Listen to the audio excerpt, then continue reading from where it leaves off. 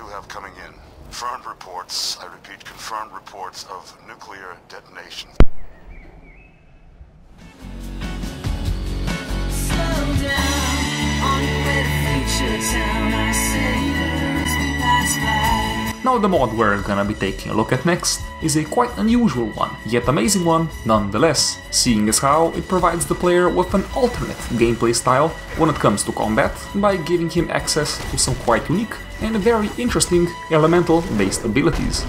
To keep it brief, the Technomancer mod essentially adds in 3 bio-implants into the game, which will allow the player to hurl bolts of elemental energy into oncoming opponents. All of the items added in by this mod can be crafted over at the chem station, and they are pretty cheap to make, especially when considering how powerful these abilities actually are.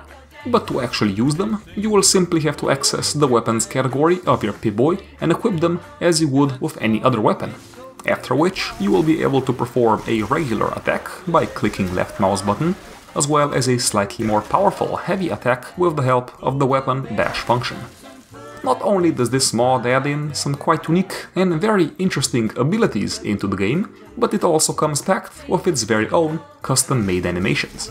Some of them looking pretty good and working quite well, others not so much. Whatever the case, whenever you will be using these weapons, your character will strike an ominous, almost menacing pose, as if he were trying to utilize some form of dormant inner power.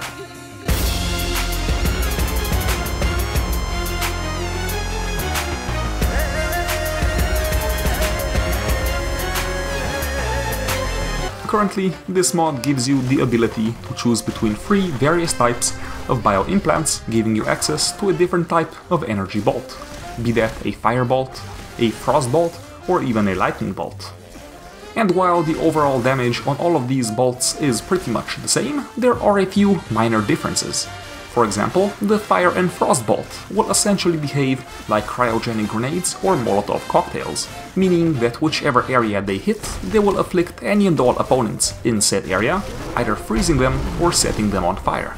However, the lightning bolt is slightly different, seeing as how it doesn't exactly behave like a grenade, but more like a ball of fucking lightning, making it so that the lightning bolt will actually stick to any area you target and stay there for a few seconds, damaging any opponent who comes into close proximity.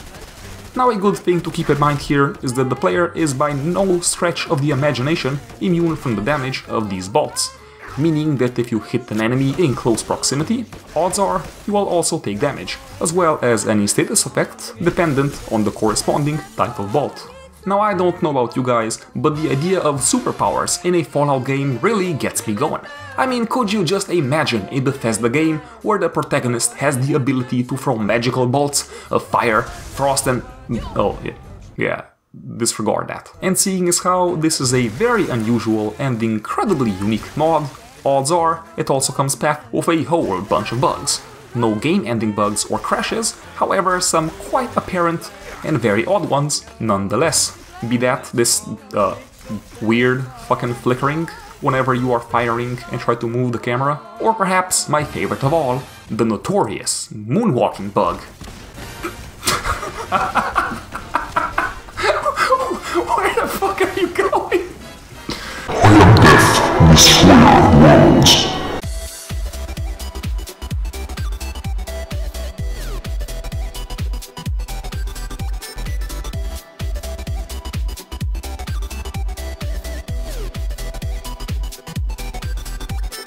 If for some odd reason you actually enjoyed watching this video and would like to watch more, then subscribe to the channel. As always, my name is Nagi, you've been watching TrollenBros. Until next time guys, I'll see ya!